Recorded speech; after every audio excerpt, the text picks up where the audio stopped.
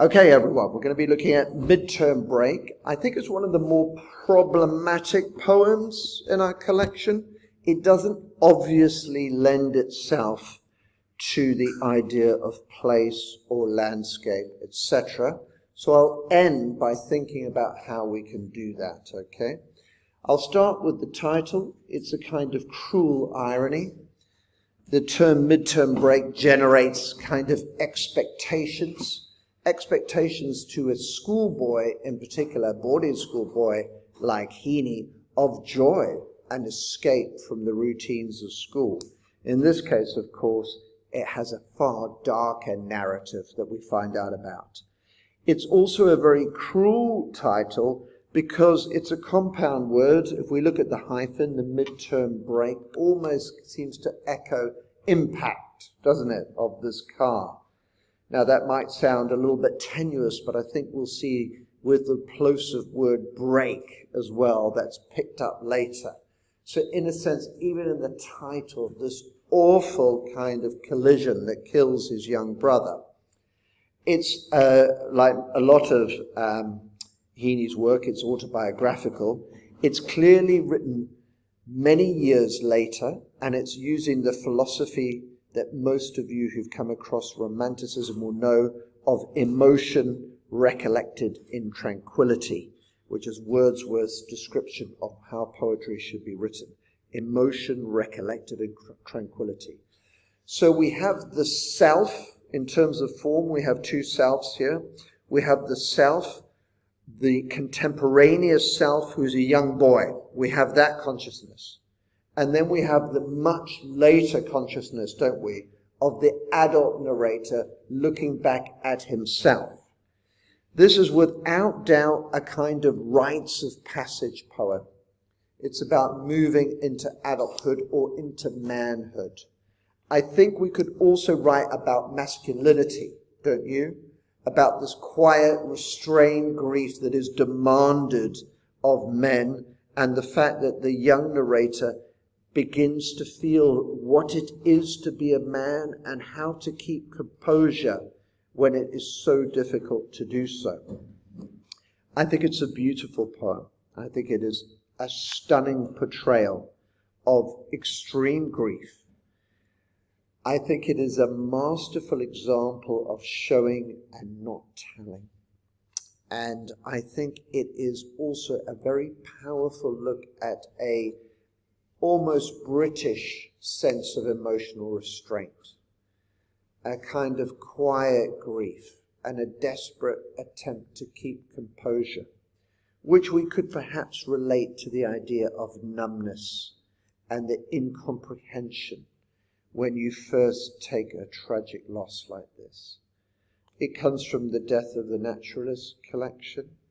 It doesn't obviously fit in with the landscape poems, but it certainly fits in with the idea of a painful, wrenching moment. The Death of the Naturalist collection, the greatest of the poems in that is a poem we don't study called Death of the Naturalist, where he finds the frog pond and its spawning, etc., yeah? And this seems to fit in with this idea of painful occasions. Occasions where your idealistic, romantic conception of the world is broken by grief, by trauma, and I think in that sense it fits in beautifully.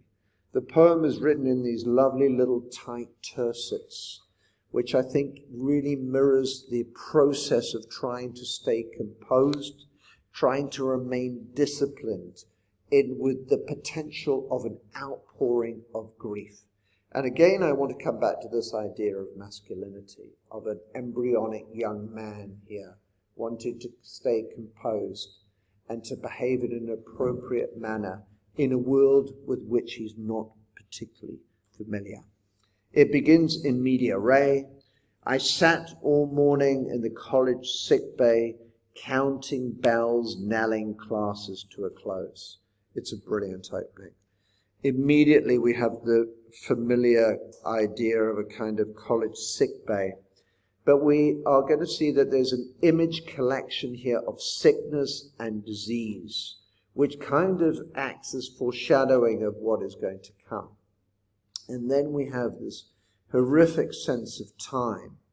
Now you'll notice we switched, most of the poem is in iambic pentameter, but this is a trochaic line here with counting. The heavy emphasis on the first syllable breaks the iambic pentameter, and the hard C's, you'll see here, counting, close, and the classes, and then the silent K of knelling. Knelling, of course, is a funeral bell, and again, there's a kind of, prolepsis going on here, a subtle foreshadowing of the death. Again, notice the subtlety of it, signaling to us what's happened. We don't really get a direct story and narrative of what happens. We get a fragmented version of it, and a lot of it is implicit. It's implied in a very subtle way. And notice here, at 2:00, our neighbors drove me home. So he doesn't even have his parents taking him back. He has the neighbors. Is that because they don't have a car? Is that because his father's unable to drive? We're not told. The story is quite incomplete, isn't it? Okay. The line is then end stopped, and that's important because I'm going to look at the form and structure of the next tercet in a lot of detail. In the porch, I met my father crying. Here's the ellipsis. He had always taken funerals in his stride. Here's the ellipsis. Again, showing, not telling. What's he implying here? He's the incongruence of his father, who we see from many of his poems, he really worships in a poem like Follower, where he walks behind his father and he sees him as a giant of a man, this kind of masculine god who's so composed. But here his father is weeping. He doesn't comment about the shock is implied. And the ellipsis is all about the unsaid. Why is this so stunning? We have to fill in the details, don't we? Okay. And then next to his father is another of these males, and Big Jim Evans, saying it was a hard blow. What do we learn here? We get a great deal of this idea of euphemism, don't we? Jim Evans, or Big Jim Evans, is obviously again a figure of masculine power and mastery. And the men here seem to not know what to say. They seem awkward, don't they? They seem ponderous and unable to really find any words for him. And here is a very, very beautiful bit. So just before I move on to the third one, I just want to talk about what we have here is this child perspective. Heaney takes us back in time. So one of the things, if we're thinking metaphorically about place, we could think about memory as a place, couldn't we? Childhood as a place. Do you remember in that very expansive view that the exam board give us? We can see these kind of metaphorical places, can't we? So I think he masterfully creates this kind of sense of the childhood perspective that we might see in some other poems, and we'll talk about when I finish this. In the meantime, this is so beautiful. We have the juxtaposition, because we have the death, which we haven't yet seen, together with the new life of the little baby. The baby cooed. That's such a soft C, isn't it? With that lovely oo sound. And listen to the assonance. And laughed. Cooed and laughed. And you've got this polysyndeton and rock the pram. It's a lovely, gentle, kind of innocent image of a child that is so unaware of what's happening. And such a desperate contrast with the dead child who's absent. And notice it's all in Jamon. It rocked the pram when I came in, and I was embarrassed by the old men standing up to shake my hand. Why embarrassed? Because this is a level of formality that he's not familiar with. He's plunged into a world of adulthood. Normally the men would maybe pretend to smack him round the head and there would be a sense of play. But what this poem is all about is being catapulted into an unfamiliar situation of adulthood, which is why I think it is a dark rites of passage play. And that juxtaposition is absolutely superb here, together with the narrator's sense of awkwardness and not knowing how to negotiate this. So the poem is not only about grief, it's about unfamiliarity with a situation that you've never encountered before. Notice the enjambment continues into the fourth tercet. And tell me they were sorry for my trouble. And it continues again. You have the susura, but it is actually a flowing sense, isn't it? And I think that captures the confusion, the turns in the room, and his sense of incomprehension, and his difficulty of trying to negotiate this very tough situation that he finds himself in. And here's another very, very beautiful line. So if I'm looking for these kind of swag quotes, the first I'm going to do is Counting the Bells. The next I'm going to suggest that you know inside out is Whispers Inform Strangers. And just before I go into detail on that, I also want to point out that the quote, sorry for my trouble. Again, it's the clumsy language of euphemism. It's male speech, isn't it? It's euphemistic because it doesn't really say what's happened. We have to try and read between the lines, etc. And sorry for my trouble is like when you lose your bike or something like that, doesn't it? It seems to be such an inadequate phrase to capture the death of his little brother. But this is really good. Again, look what happens with the trochaic here. Whispers, personified, inform strangers. And it's so beautiful because the personification does the opposite of what personification usually does. It actually makes the people faceless, doesn't it? It's not like humans are speaking. It's like voices are just operating. It's this beautiful susurration that works with the W and the S's here. And so you have this incredible evocative sense of silence with these little hushed voices speaking. And it makes you realize that sensually he's so aware, and this memory is imprinted on him, isn't it? Many years later he's writing, but he remembers it so well. And he feels the burden of his age, because this is a little boy, but he is the eldest. So again, I feel coming back to masculinity, and this need to be composed, and this need to be a little man, I think is part of the trauma of the occasion. And so he was the eldest away at school. Piece of context, as some of you may know, that Heaney found it hard to be taken away from his family. He was a very loving Irish Catholic boy, and he was sent away to boarding school to be a scholarship boy. Very different from his father, who worked the land. And the Irish education system was unrelentingly academic. So he would have been plunged straight into, and hence Heaney's scholarship, his Latin, and he has Greek as well. So he would have been in this very different world, and here he's pulled back, isn't he? So it's all to do with this kind of painful being plunged back into his family home, but under such tragic circumstances. And that's why we then realize the full kind of connotations of the term midterm break, and what a cruel title that is. Notice that the enjambment continues. And now it is his mother. Away at school, as my mother held my hand in hers.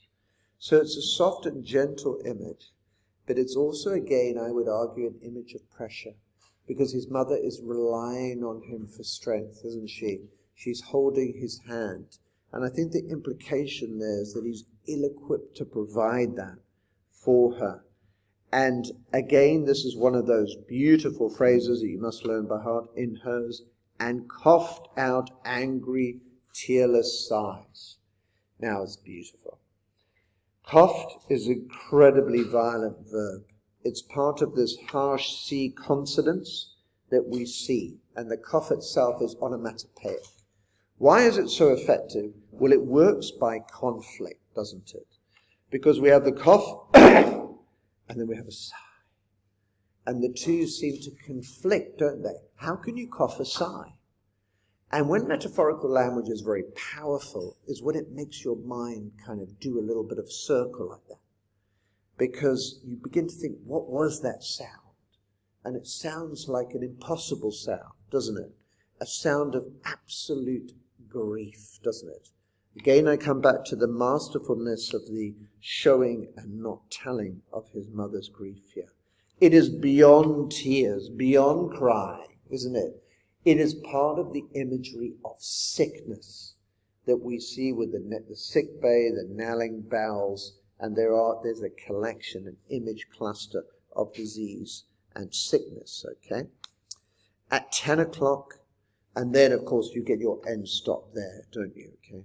At 10 o'clock, and we have here the first of a number of voltas. At 10 o'clock, the ambulance arrived. Notice that he does the actual switch mid-tercet, which is kind of interesting. He doesn't do it in a new stanza, does he?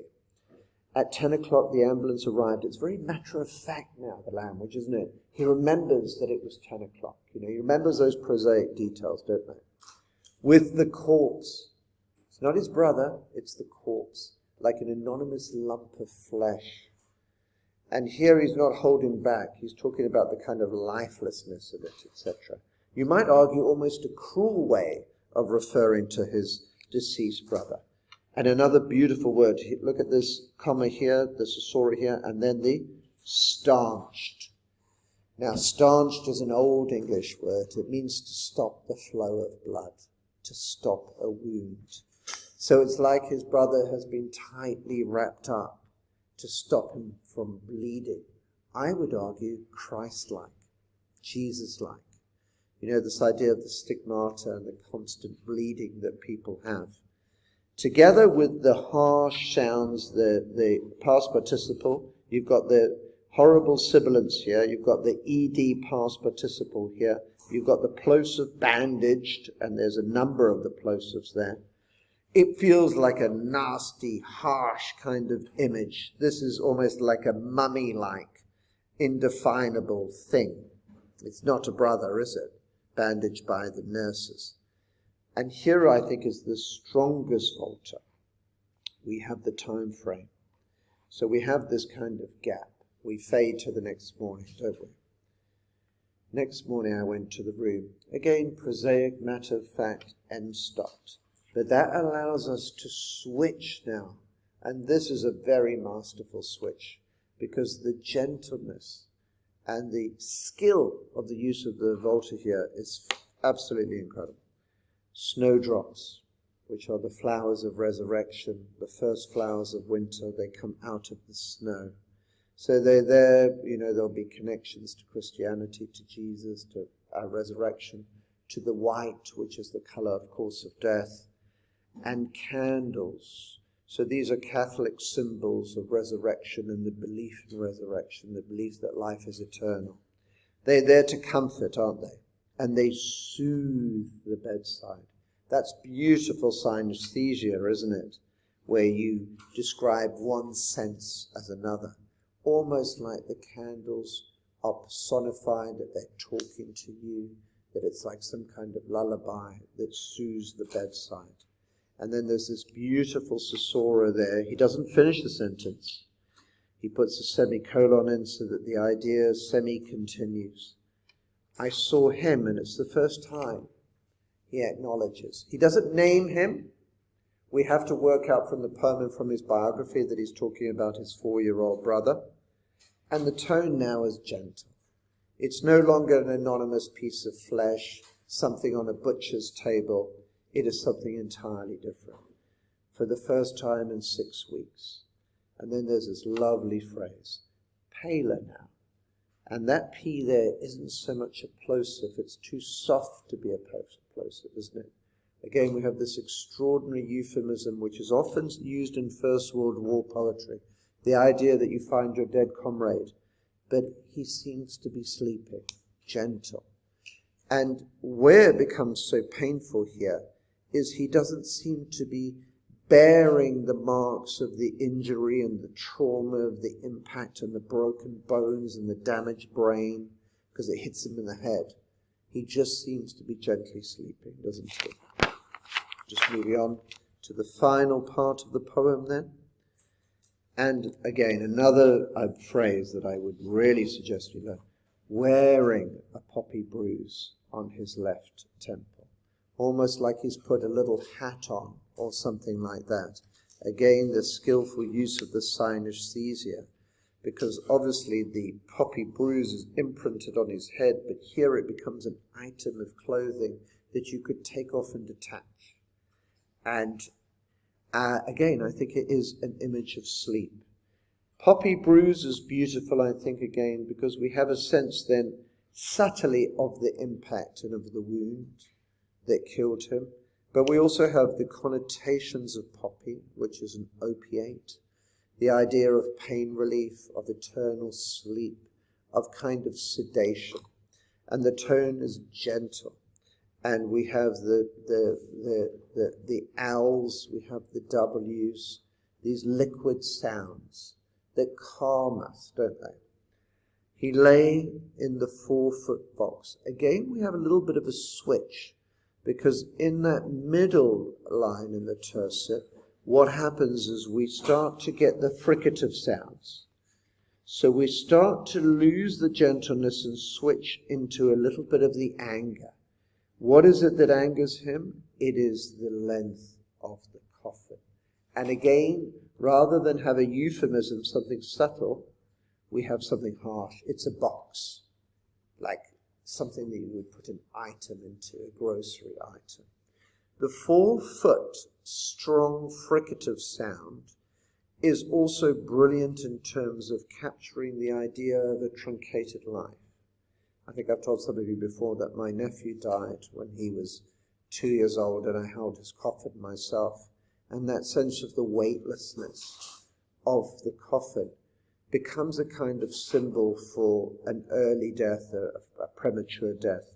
So he's looking at the shortened coffin, and that's where the bitterness starts to come in. But then it's almost like he controls himself. One of the nice descriptions that I've heard for this poem is that Heaney attempts the discipline of iambic pentameter, but swerves from it as he loses composure on a number of occasions. And here he says, no gaudy scars. Again, he's puzzling at the lack of physical evidence of the damage and trauma and death. And there's a lovely piece of Sasori here. The bumper knocked him clear. What does that mean? What does the clear mean? Well, it means it threw him far. But here also the word clear seems to be almost like there's no evidence of the injury, that it was internal. And then a very brilliant idea is to switch from the tercets to the final line, which is again a beautiful piece of antithesis with the Sasora in the middle, very carefully weighted, strong use of fricatives, a 4-foot box, the plosive, and there we feel the anger, don't we? So that attempt to remain composed, to communicate the numbness, it's like we now feel the anger manifesting in this line, don't we? And it's not like a scream of rage or anything, it's implied rage, isn't it? A foot for every year. And it's such a damning coda, as I say. The brilliance of this poem is the kind of restraint in terms of the grief and the way that he uses rhyme and consonance and verbal patterning to try to show this desperate attempt at composure.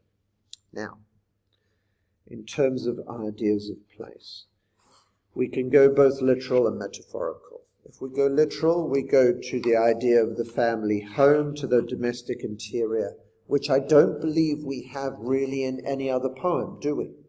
They're nearly all external landscapes.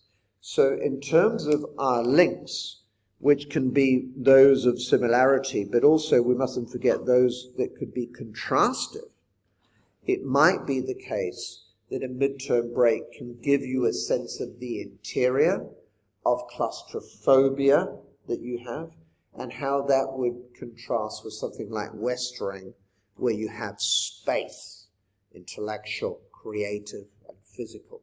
Okay? So then we have a more metaphorical idea, which is the idea of grief as a place, I think we could talk about. We could also have the idea of memory and the past as a place, which we certainly have in The Great Gatsby, don't we? We have the memory as almost like a geographical place. Remember what the Go-Between says? It says, does it say, the past is a foreign country. They do things differently there. Beautiful opening of a novel. And Gatsby has that, but this also has it, doesn't it? That we go back in time in this way to a different place. We have this idea of the rites of passage, which I think we have in a few of Heaney's poems, don't we? This idea of important landmarks in his youth that help him navigate his way to adulthood, which I think we could also use metaphorically in terms of place. So what I'm going to do as I stop now is I would like us to move on to linking these poems, thinking about possible titles, and then thinking how we can link both in terms of similarity and to be contrastive. Very sad poem, and I can feel a sad hush in the classroom.